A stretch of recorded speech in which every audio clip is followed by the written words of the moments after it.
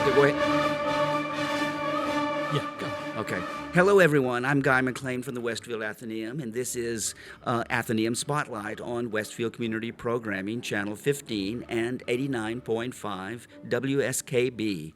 Mark Auerbach is my co-host today. How are you doing this morning? I'm doing great, Guy. How are you? Good, good, good. We haven't seen each other in a while, and since we last chatted, there's an art exhibit at the Athenaum that's up and running, and you guys are up to full speed, right? We are. We are open our full hours now. We're open 9 to 8 in the evening on Monday through Thursday, and 9 to 5 Friday and Saturday. So, yes, we're completely open now. And, yes, we opened our first show with the reopening of the Rand Art Gallery. We're really excited about this, and we have a great show. Last week, we had an opening reception. We had almost 70 people there for the opening reception, so we were really excited about that. It was great to see art lovers back in the Athenaum enjoying the exhibit. And the exhibit is really good. Ensign Russell is the artist. She's local around here. She's lived in the Westfield area for quite a while. But she has a very interesting background. She's originally from Korea. She grew up in Korea. She started her art studies at a university in Korea. Then she met an American military serviceman who was stationed in Korea at that time. This is the 1970s. They got married. She came over to the United States. They first lived in California, and so she she continued her studies of art in California, and then they moved here to Westfield, and she's been working as an artist ever since. And her show is incredible. There's a lot of very interesting work. The name of this particular exhibit is called Surrounded by the Forest.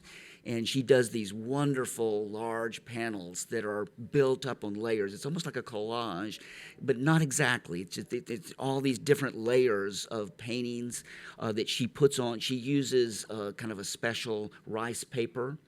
And then she builds all these layers through the works, but they look like forest scenes there. Even though from a distance, people look at them and they say, "Oh, it's an abstract painting." But when you get closer, you see that there are plants and sometimes faces and all kinds of things. So it's a very interesting exhibit, and we're really happy to have the art exhibit open again. Yeah, so how long does this exhibition run? This exhibit will be up through the end of October, and we feel that it's a show that it's already the numbers of people coming in to see it has been great, so we're really excited about that.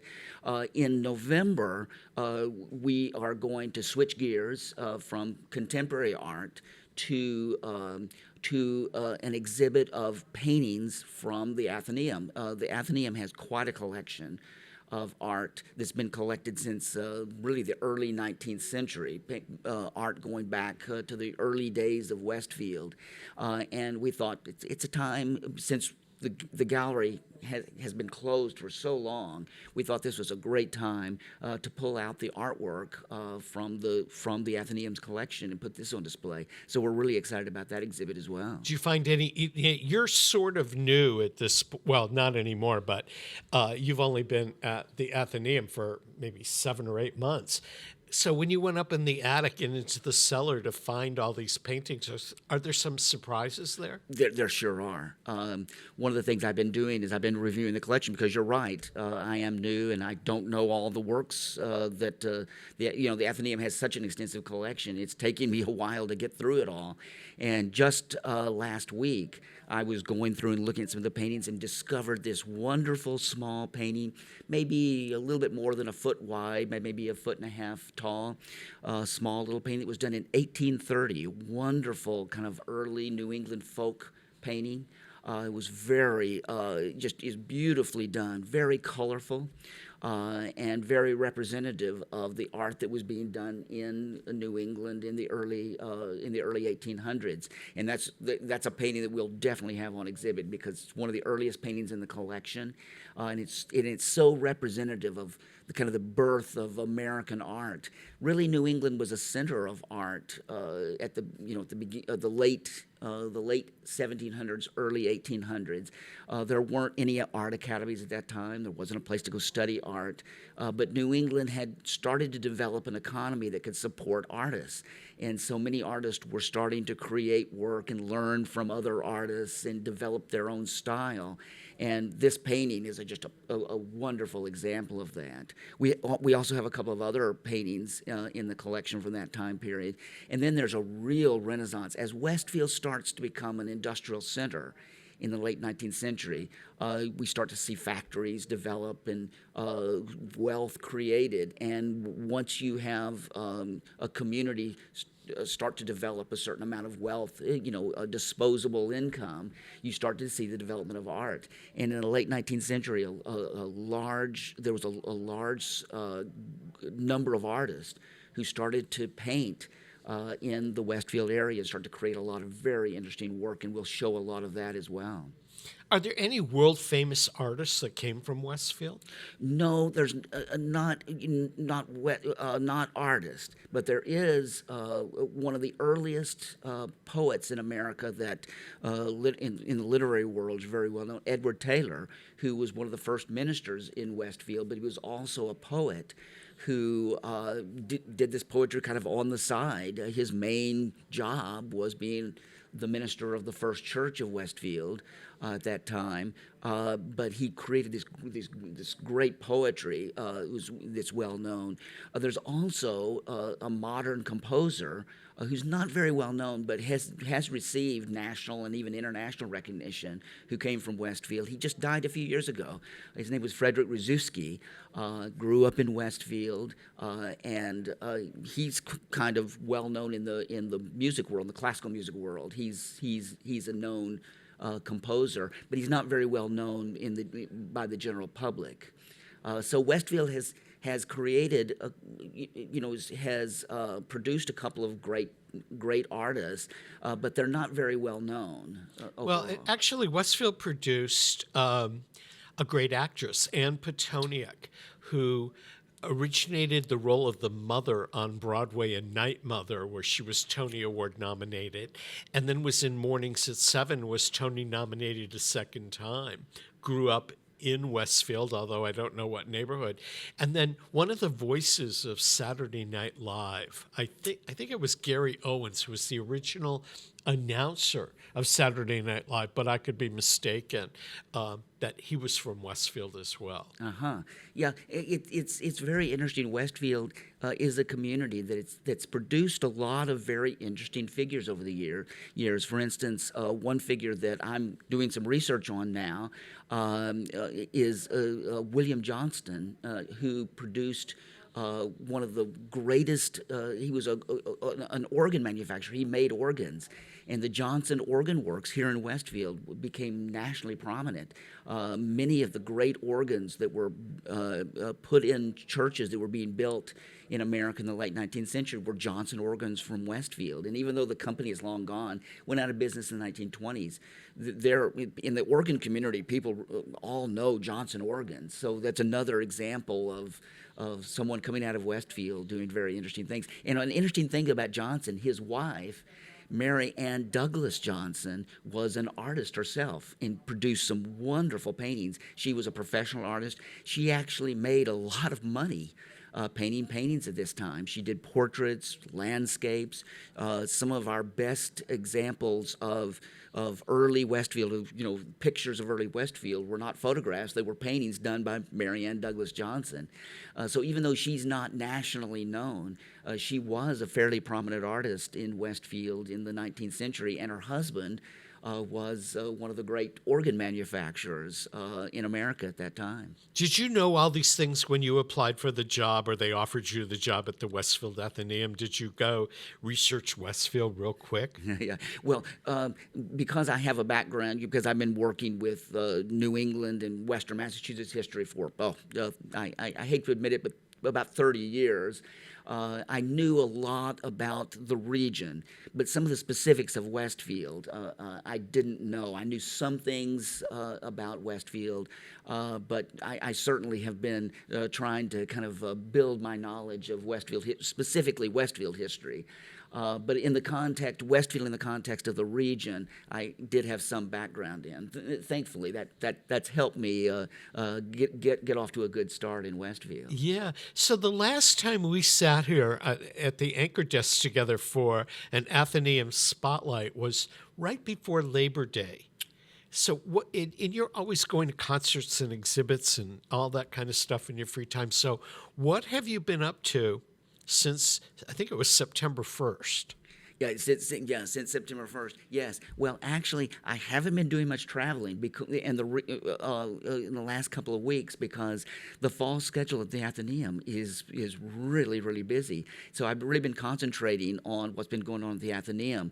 And one of the things being the opening of the Ensign Russell show. That was a big project to get underway, and because we had not had the gallery open quite a while, that we renovated the gallery, did some renovation work in the gallery to open it up to really have a nice show. Then also too, there's a lot of programming. We're about to have a lot of fall programming, things both that are Athenaeum specific and things that are being done by other groups in the community. For instance, Westfield on Weekends is gearing up to do some programs, and we're going to collaborate with them on that. So I haven't been able to get out and go to some exhibits lately, and the concert season hasn't started yet. I can't wait till the Boston Symphony starts up in a couple of weeks, because I want to get in, and it's nice missing all of last season because of the pandemic. I really miss going to Boston Symphony concerts, so I'm going to be heading into the city in a couple of weeks to go to some concerts there. And I sure hope, I mean, this is the kind of like the slow time because the summer theater season is over, although Berkshire Theater Group and Barrington Stage are offering fall shows. But the big fall season, the return of Broadway to the Bushnell, the reopening of Hartford Stage, the Fine Arts Center is just about to happen. So I can honestly say that from the last time we chatted until now, I've not been to the theater or to a concert or anything. I've spent a lot of time at the pool. I've spent a lot of time walking around in great weather, but culturally, I've done nothing. Yeah, that is a problem with September. Everybody's getting into the fall schedule, but many times the symphony orchestras, the opera companies, the theater companies, they don't really start till the end of September. Some of them don't even start till October. And so, yes, there's a little bit of a quiet time here, but I'm getting anxious already. If I don't get to a concert at least once a month, I start having withdrawal symptoms. I'm like that with plays, and I'm so glad that the theater season is ramping up again. And I'm trying to cut back on the number of shows I go to see because I have a day job and other things that I have to do. But the fall offerings and the fact that people are going out, the only thing that I regret is the fact that we have to show our proof of vaccination and we have to mask up for every show out there. And I just wish the rest of the world would go get vaccinated so that we didn't have to do that. Yes, I agree. It seems like to me, it's definitely worth getting vaccinated so that you can do these things. I really have missed going to plays, going to concerts, going to opera, going to art exhibits. It was great. A few weeks in August, I went into Boston to see the Titian exhibit there. Everybody was wearing a mask, and you had to show that you were vaccinated.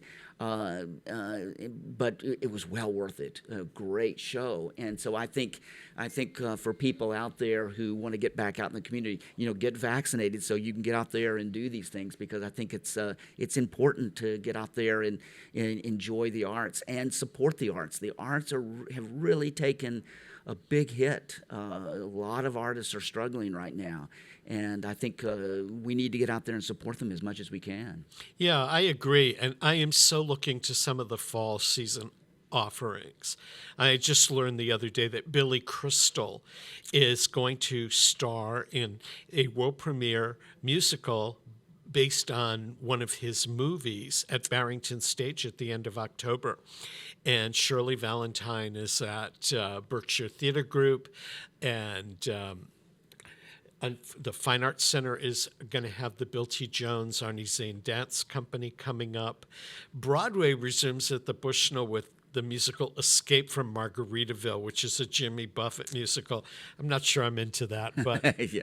no. If there's pina coladas and margaritas Right. around, maybe. Yes, I was thinking, if they serve margaritas along with, with sure. it, that would make it worth going to right there. And even though our Springfield Symphony is not operating, the musicians of the Springfield Symphony Orchestra founded a nonprofit, and they'll be performing concerts. They've been performing little chamber music things separate from the Springfield Symphony for the last couple of months, and they'll be performing. So there's a lot to look forward to. There is. But the Springfield Symphony situation is a situation that I think is very difficult, very it shows you how organizations like symphony orchestras are having a very difficult time right now. The very fact that they are not able to go back to what they were doing prior to the pandemic is an indication of what's happening with many arts organizations across the country. I think so. I also think that the issues with the Springfield Symphony Orchestra are issues of leadership and the inability of their board to negotiate with a music director and to negotiate with their musicians. And the pandemic certainly played a role because many organizations were in the same boat. But they're the only organization in the area that has not been able to regroup. Yes. And it's a very sad thing. On the other hand, their conductor, Kevin Rhodes, who had been there for 20 years, his contract hasn't been renewed and won't be until the musicians settle an agreement. But Kevin Rhodes is conducting opera and ballet all over the globe.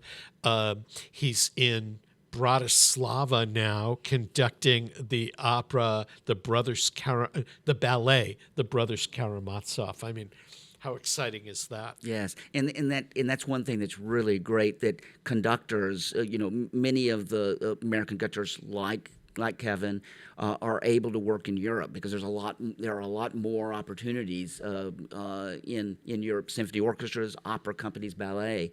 I wish that we could see more of the kind of support that the European countries give to their arts organizations, because that would really help bolster organizations like the Springfield Symphony, providing more funding. We really underfund our arts organizations in the United States, and when something like this happens, when we have a pandemic, and these organizations can't function as they normally do, I think this really causes a lot of problems. I totally agree. And speaking of opera and ballet, I don't know how much you watch on Great Performances on PBS, but one of the best ballets I think I've ever seen, and it comes from Europe, from London, is The Red Shoes, and it's streaming now on public television, and it's based on that Hans Christian Andersen story about the ballerina with the red ballet slippers, and she can't decide whether she should run off with her lover or she should become a ballet star. And I don't want to say how it ends, but a lot of people saw the movie with I think it was Deanna Durbin was in the original movie. And a lot of kids got into dance because of seeing The Red Shoes. And it's been turned into a stage ballet.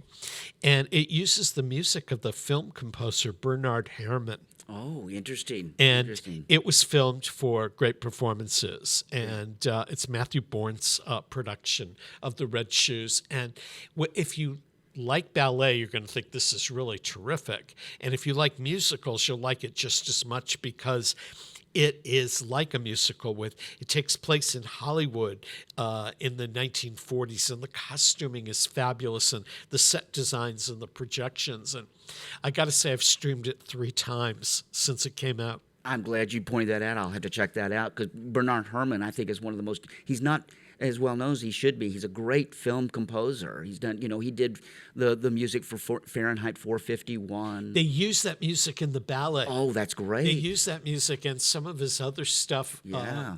And I just never, I knew his film scores were really good, but I just never realized how great it would translate to ballet. And it was reorchestrated, although there were snippets, because this whole ballet takes place in the ballet world. There are snippets of classical ballet scores in it when this ballet company is performing. But this composer writes this ballet for the ballerina that he's madly in love with, and the producer produces it, and it's just a fabulous work of theater.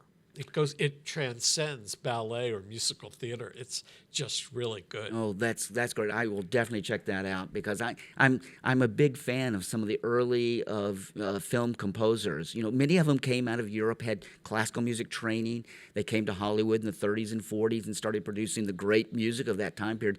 And Bernard Herrmann is a great example of that. Someone who really has a classical music training and applied that in a very inventive way to film. So I'll definitely check that out. That sounds very I'm not sure if it's today's program or one recently, but there's a film composer, Elmer Bernstein. Sure, there's another good example. He wrote a lot of movie and TV stuff. Right. And I use, to end some of the programs here, I use some of the music he wrote for To Kill a Mockingbird. Uh-huh. That's to end the thing, because he only wrote one Broadway show, a show called How Now Dow Jones, which is remembered for one song called Will Everybody Here Step to the Rear, which wasn't famous because it was in the Broadway musical, but some company used it I think it was a car company in a commercial, and everybody knew it in the 70s as a song from a TV commercial. But Elmer Bernstein composed. He's like John Williams. They were prolific film composers. Yes. And a lot of people, like our opening theme music is an Aaron Copland piece from his ballet, Rodeo. But he wrote a lot of film music himself. A lot of people don't realize he was a film composer, did a lot of interesting film music back in the 30s and 40s. So I think film music is a very interesting area to pursue. There's a lot of really great music. And you refer to it as rodeo, and because we're both of us being former Texans, yes, would go to the rodeo. This was the big thing this time of year. But the ballet people call it rodeo. Yeah, I know they use that term rodeo, but in the West, that's really looked down upon. Using that pronunciation there. So that's why I use the pronunciation rodeo, because in the rodeo world, that's the way you're supposed to pronounce it. So of course, yeah, it's interesting. So we probably need to take a break at this point. Yeah, I think we should take a quick break, because we're coming back with a guest from Historic Deerfield. Yes, indeed. They're a brand new executive director. I'm looking forward to that interview. So, let's take a break right now. Because we need to acknowledge our underwriters who make programming like Athenaum Spotlight possible on both Westfield Community Programming, Channel 15, and 89 FM WSKB. Peter Cowles is our chief engineer. Mark Auerbach is my producer and co-host, and we'll be right back. Support for the community programming of WSKB is provided by Bay State Dental. Comprehensive dentistry at 14 convenient locations in Springfield, Chicopee, Longmeadow, West Springfield, Belchertown, East Longmeadow, Ludlow, Northampton, Greenfield, and Wilbraham, as well as 29 Broad Street in Westfield. Bay State Dental makes it a priority to help you achieve and maintain the healthy smile you deserve. On the web at baystatedental.com. Support for the community programming of WSKB is provided by Westfield Bank. For more than 160 years, Westfield Bank has been an important community presence and commercial leader in the Pioneer Valley. With convenient full banking services in Westfield, West Springfield, East Longmeadow, Agawam, Feeding Hills, Springfield, Southwick, as well as Enfield and Granby, Connecticut, visit us on the web at westfieldbank.com. wsfd-lp.org. Join us every Thursday morning from 6 until at least 7:30. Check out the Bobby G and Company Show right here on WSKB 89.5 Community Radio. 89.5 WSKB. Live from Studio 120 at Westfield Technical Academy, this is WCPC Channel 15 and 89.5 FM WSKB Westfield. To Athenaum Spotlight. I'm your host, Guy McClain. If you've missed a part of today's program or you want to listen to other Athenaum Spotlight programs, they're all archived at WSKB's community YouTube page. We're traveling north on 91 to the quintessential New England village, Historic Deerfield, a living history museum on the Deerfield River with museum houses that date from the 1730s to the 1840s. These homes house period art and antiques, and the main street also includes the Deerfield Inn, known for casual and fine dining. So we're going to welcome our guest, Historic Deerfield's new director, John Davis. How are you doing? I'm doing well. Nice to see you both. Good to see you. Nice to meet you. I'm a real fan of Historic Deerfield. Back when I started working in Springfield, I did a project with the Convention and Visitors Bureau, and I had gone to school outside of Deerfield, but had never been there. And it was such a treat. My first trip was there during the height of fall foliage season, and to go into some of the house museums and everything, but to stroll the main street is like a walk back in time. Yeah, that street is like really no other New England village. It was laid out in the 1670s, and you can experience the street pretty much as it felt in the 18th and early 19th centuries. I have a question there. I know that when you go there, there are people that live in these houses on the main street in Deerfield, and those houses are part of Historic Deerfield. Are they required to maintain the homes in the style and everything that they were built? I mean, you don't see satellite dishes or any modern things when you walk down that street, but those houses where people live must be kept up to date, correct? Well, they are. There are about 40 houses along the street that date from before 1840, and about 2/3 of those are 18th century houses. And so the view of these houses from the street really does look like almost a pre-modern experience. There are some individual private owners of houses along the street, and they work with Historic Deerfield and with the other institutions in Old Deerfield to try to maintain that character. So Historic Deerfield has 12 houses that we open to the public. And then a good many other houses are owned by Deerfield Academy, the private school for co-ed school ages 9 through 12. And we work with Deerfield Academy very closely to try to maintain that special character of Old Main Street. Yeah. What brought you to Historic Deerfield? I mean, you just joined their team a couple of months ago. What attracted you to Historic Deerfield, and what made you want to come up here to Western Massachusetts? Well, the truth is that coming to Western Massachusetts for me is really coming home. I first moved to Western Massachusetts in 1992. I was raised in Ohio, but I came to teach art history and American studies at Smith College in Northampton. And I remained on the faculty at Smith for 25 years, and then grew increasingly interested in museums and spent some years down in Washington at the Smithsonian Institution. But I have to say, I really missed Western Massachusetts. I missed the seasons of New England. And I was really looking for an institution that had local roots, that was a little more intimate, and that was very much a part of the community. And so Historic Deerfield for me was the perfect place to come. Like you, Mark, I had that moment when I first turned onto the street and saw that expanse of natural beauty and historic preservation, and has always remained with me. And so the opportunity to actually come back and work here at Historic Deerfield was something I couldn't pass up.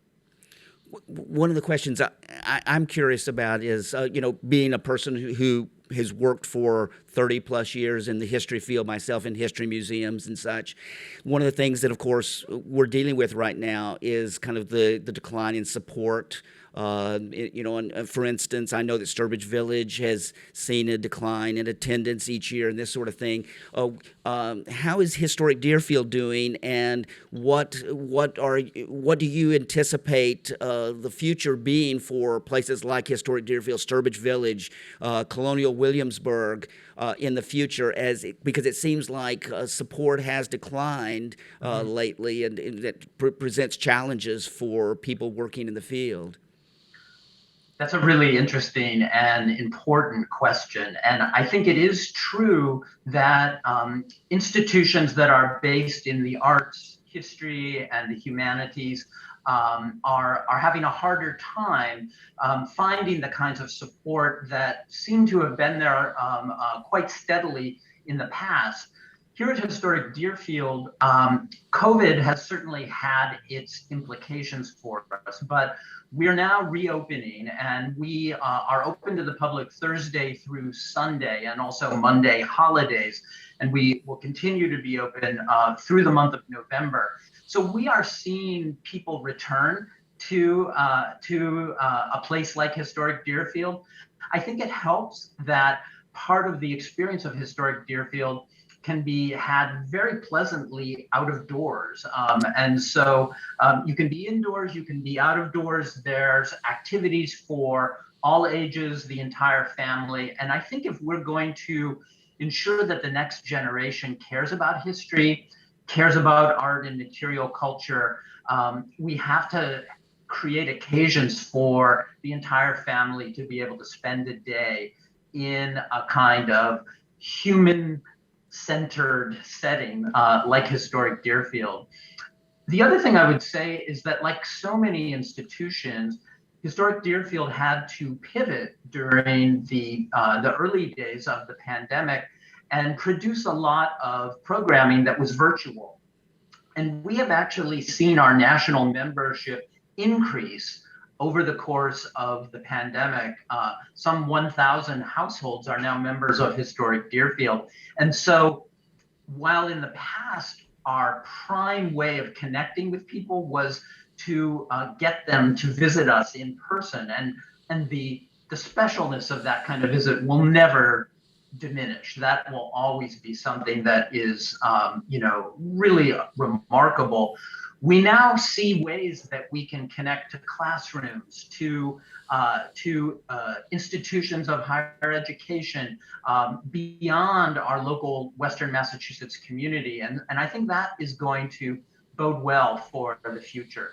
Yeah, I think you bring up 2 points that I think are very important. Number one, making history, the history experience, a family outing type of thing. I think that Historic Deerfield, Sturbridge Village, other places like that are poised to be able to do that, because it can be an experience that can be outside, partially outside, and can be something that the whole family can enjoy, can spend a whole day doing. I think that's a good point. And then I think secondly, the fact that we can do things virtually now. We can have online programming that can be very unique and sometimes better in some ways than there's, like you said, there's no way to replace going into a historic house or going into a museum and seeing artifacts. But I think programming can take place virtually, and I think that's a great opportunity. We're trying to do that here at the Westfield Athenaum with history programming, having various spotlights and things like that. So it sounds like to me you're going to try to get into that quite a bit. What kinds of, can you give some examples of some of the online programming that you're trying to develop at this point? Yes, we've tried to kind of think to ourselves about what are the strengths of our resources and our offerings that people may not know as much about. we have a collection of 32,000 fine and decorative arts objects with some particular strengths in, for example, costumes and textiles. And so we have developed a regular feature called Street Swatches, where we have a kind of spotlight on an article of dress or something that was created by a schoolgirl in the 18th century, and trying to make that an object that has some relevance for our audiences today. So we've been focusing on our collection. We also have had a very successful, really online course on New England architectural history, residential architectural history, that has been extremely popular. And we can do that kind of thing in a way like no other institution. We take viewers virtually up into the attics of our buildings. We explain how looking at different types of nails can help you date the house and its construction. And I think people who were homebound during the epidemic and maybe even lived in older houses were able to think a little bit about their own domestic environment and learn something, even though they weren't able to be here in Deerfield. Very good. We need to take a quick break. We need to acknowledge our underwriters who support programming like this. And support Athenaum Spotlight, and so this is possible by going to our channel 15, our community programming on channel 15, or viewing us on 89.5 FM.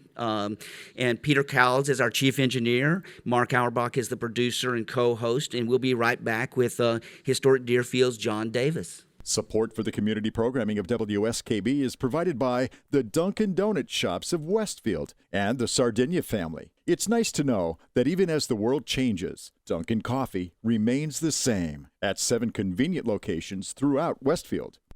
Underwriting for Community Radio on WSKB is brought to you in part by Rockies.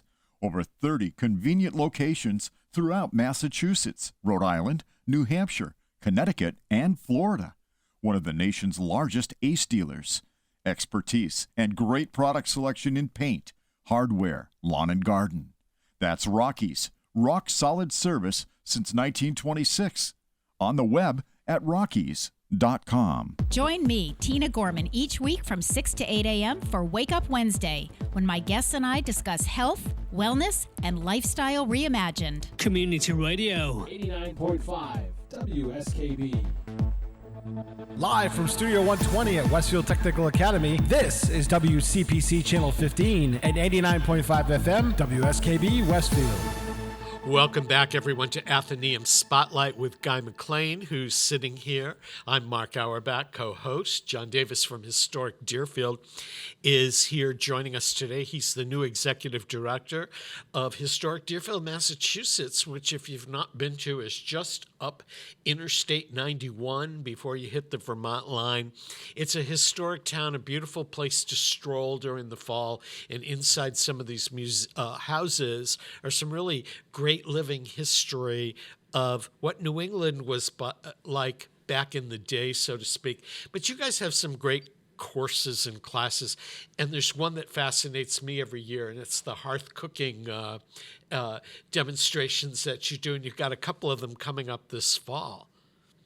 We do indeed. It's kind of a signature program here at Deerfield, and if visitors come on the weekends during most of the fall, on Saturdays and Sundays, throughout the day, they will have a chance to experience what it was like to cook 3 meals a day for sometimes very large households, essentially at a big open fireplace, having to manage the coals, having to figure out how to cook different types of food in big iron pots with the coals heaped up on top of them to keep them warm, and having to ensure that your clothing doesn't catch on fire while you do it. It's something that, of course, is a skill that very few of us possess today. So it gives a sense of what particularly the women of the Deerfield and indeed all New England households had to do on a daily basis. Especially, I think it makes us think about what it was like to do that through the winter and have to keep that fire going in the hearth basically at all times, or the household, had to essentially stop if that open hearth was not constantly maintained. John, in its day, Deerfield was a little bit off the beaten track in terms of the railroad and the roads going north to south. How many people in its heyday lived in Deerfield, and how many of them survived a typical winter? Well, if you look at the population of the town of Deerfield today, you're looking at about 5,000 or 6,000 people. There would not have been that many inhabitants of Deerfield, certainly in its earliest days when it was founded in the 17th century and through much of the 18th century. And also, Deerfield, when at its origins, also included what today are other towns. So the Greenfield and Conway, neighboring towns around Deerfield, were part of the township in those early days. So the population would have been rather spread out, much more so than is the case today. And we know that there were occasional winters that were harder than others. One of the things that we are thinking a lot about right now, we have a new issue of our Historic Deerfield magazine that will be coming out in the next couple of months, devoted to issues of health and healing.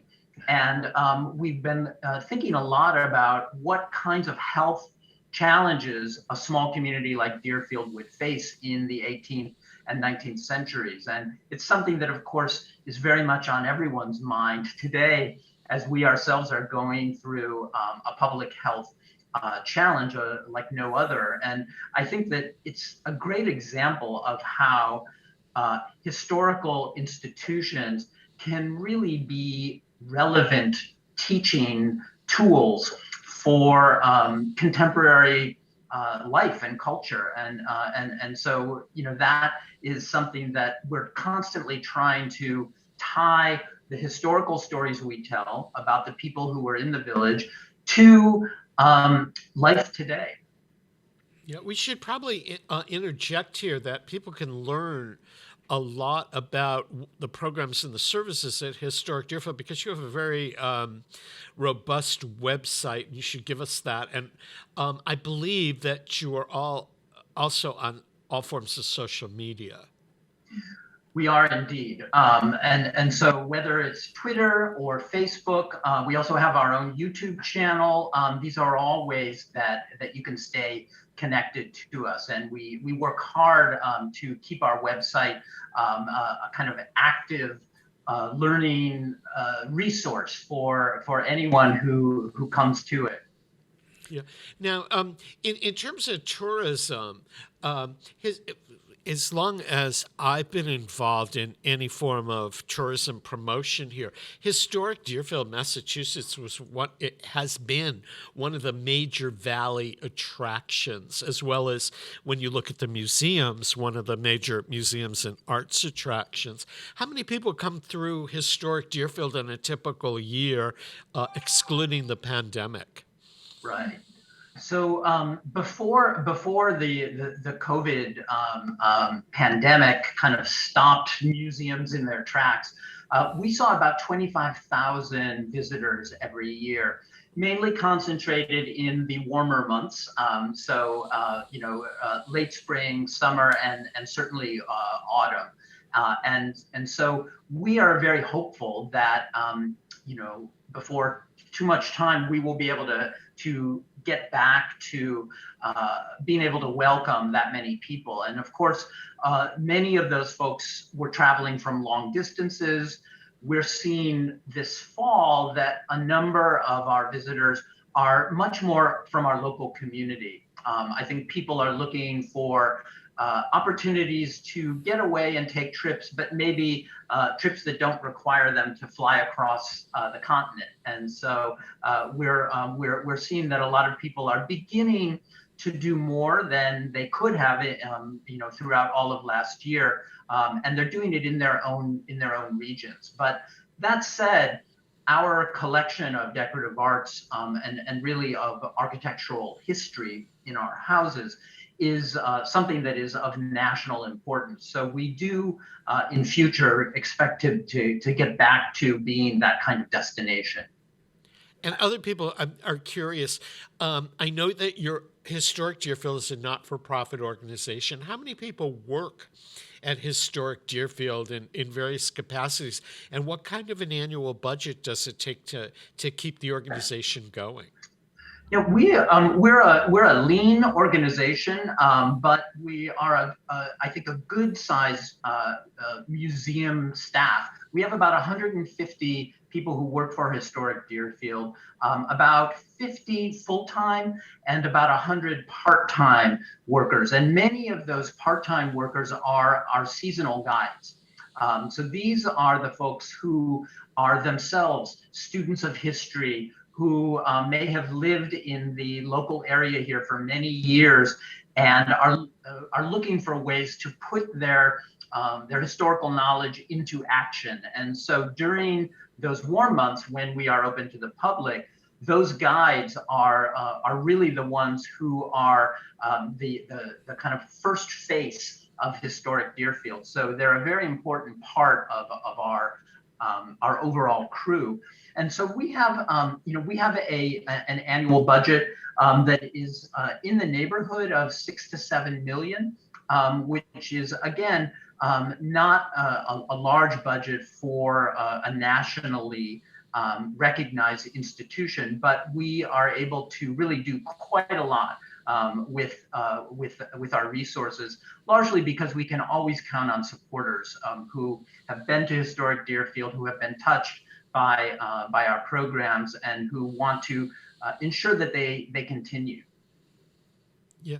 Another question, earlier in the program, before you joined us, Guy was talking about an exhibit that's up and coming at the Westfield Athenaum with artworks that have been in the collection for years that are stored in every available space and nook and cranny at the Athenaum. But the Athenaum operates year-round, is air-conditioned and heated, and these artworks and everything are protected. How do you protect all the house, the crafts and in the various houses? Are they heated to modern specifications and protected from elements? They are, although each house is its own separate ecosystem, as you might imagine. And so these are 18th century New England houses, sometimes with windows that have original panes of glass that date back a century or more. So our curators are constantly on the alert to ensure that the objects that are in the houses are not subject to wildly fluctuating levels of humidity, for example. The other thing I would say is that most of our collection, I mentioned our 32,000 objects. Most of our collection are actually housed in a museum building called the Flint Center, which is completely climate controlled and which has open storage so that you can go there and see all the objects in our collection, at least those that are not light sensitive, in cases grouped together by period, by origin, or by type of object, so that when you put together your visit to the houses where you see a smaller assortment of objects as if it was a domestic living arrangement, and then you go to our museum building where you see the complete depth of our holdings, you really do get a sense of a pretty broad area of material culture. I have to say I like the idea of the open storage. I first saw it at the Metropolitan Museum in New York. They've done that in the American wing. We are looking at doing the same thing here in Westfield at the Westfield Athenaum, because we have quite a number of older objects, and most of them are never seen. I mean, I know you're aware that most museums probably don't show 90 to 95% of their collections, and so we're very aware of that. That's the same thing that we face, and we're looking at the possibility of open storage so that the public can come in and see objects that maybe are not part of a display and everything. So I think that's a great idea that you're doing that. I think it's nice to see. To allow the community to see so many things that they wouldn't be able to see if you didn't have an arrangement like that. Guy, you're describing something that has really transformed museums, as you know, which is a philosophy of open access, where those of us who are privileged to care for collections like these are trying to think of ourselves not so much as guardians and gatekeepers, but rather really sharing the collection and making all of our visitors into potential curators, so that they don't get a filtered experience that someone else thinks they should see. They can come see those collections in open storage, and they can create their own stories and narratives and mental exhibitions by going to what interests them. And that, I think that when we get back to that question of how are institutions like ours relevant today, you have to invite the public in and really equip them to be partners in what you're doing to interpret the collection. And that's what's so exciting to me. Yes. Oh, yeah. I couldn't agree more. I think that's so much what the way museums should move as much as they can. Because I remember in the old days, kind of serving as a curator, and we'd get calls because people have different interests. Someone would want to come in and see a particular item or a group of items, and we'd have to make special arrangements for them to come in. It's so nice to see things more available to the public for anyone who wants, because people have specific interests. Sometimes they want to see certain kinds of things. I really applaud that approach. It's nice to see that you're doing that as well. I think that's really great. Absolutely. And another thing that I know is something that that you're thinking about at Westfield, and we are too, is how to tell as complete a story about the community as your objects allow you to. And so one of the things that we are focused on here at Historic Deerfield is ensuring that everyone who lived on the street is in some way memorialized and visible. And that includes, during the 17th and much of the 18th century, enslaved peoples who lived on the street of Deerfield. We know for a fact that about a third of the houses along the street in the mid-18th century had enslaved persons living in them. And so one of the things that we're doing is partnering with a Connecticut organization called the Witness Stones Project. And we're going to be embedding in the sidewalk outside the homes where we know that enslaved peoples lived, a memorial plaque that essentially says who they were, what we know about them, and brings them back to the street, brings their presence back to the street. And we're going to be having a number of opportunities for classrooms to help us think about how we tell those stories, and it's really an opportunity for a lot more people to kind of see their own heritage, whatever it may be, in a community like Deerfield. Yes, I love, I think exhibits of the past were way too focused on a very narrow segment of the population.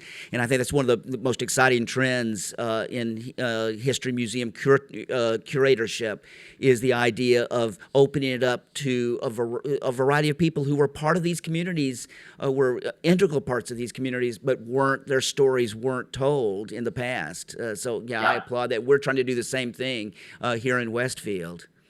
John, before we go, can you recap the hours that Historic Deerfield's open, how people can get information? Sure. So we are open Thursday through Sunday, and also Monday holidays. And we open in the morning at 9:30, and we close at 4:30. So many of the houses have tours on the hour, and the last tours are at 4 o'clock.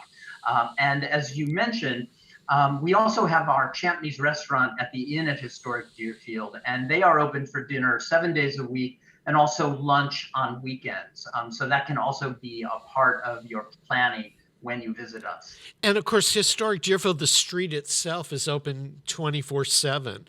So Absolutely. people can just park and walk and stroll the grounds and that of the adjacent Deerfield Academy.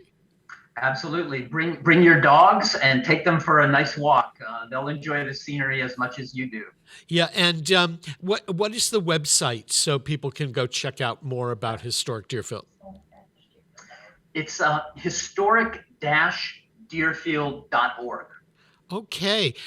John Davis from Historic Deerfield, thank you so much for joining us today on Athenaum Spotlight. It's been a pleasure to meet you and all best of luck. You're so lucky to be working at a great historical center and really one of the best unknown to many attractions here just up Interstate 91. Well, thank you for helping us to make it a little better known. Yeah, and maybe down the road in the winter or spring, we can have some of your people join us, or we can do a live show from up there, because those hearth cooking demonstrations will get me up to Historic Deerfield in seconds. We're ready when you are. Thank you so much. This wraps up another Athenaum Spotlight with my pal Guy McClain. I'm Mark Auerbach. Peter Coles is our chief engineer. You've been watching us on Westfield Community Programming Channel 15 or listening to us on 89.5 FM WSKB. If you've missed a portion of today's program, or you want to play it again, or you want to share it with your friends, you can find this entire program and all the other Athenaum Spotlight programs on WSKB Community Radio's YouTube page. And before we go, Guy, if people want to know what's going on at the Athenaum, what's the Athenaum's website? Yes, it's WestAth. It's WESTATH.org. And I encourage everyone to check out the website on a regular basis, because we have a lot of new programming coming up. You got an exhibit going right now. Yeah, absolutely. The work of Ensign Russell. That exhibit is called Surrounded by the Forest. I really recommend everybody to come in and see it. It's an incredible exhibit. And then soon there will be things from the archives that were in storage. Yes, Treasures of the Westfield Athenaum will open in early November, and so I really encourage everyone to come in and take a look at that show. That's going to be really a revelation, seeing all the great art that's a part of the Westfield Athenaum's collection. And before we started chatting with John Davis, we were talking about movie music. So we're going to end today's program with a clip from Elmer Bernstein's score to the motion picture To Kill a Mockingbird. So we'll see you next week on another edition of On the Mark, and we'll see you in a couple of weeks with another Athenaum Spotlight. Have a good one.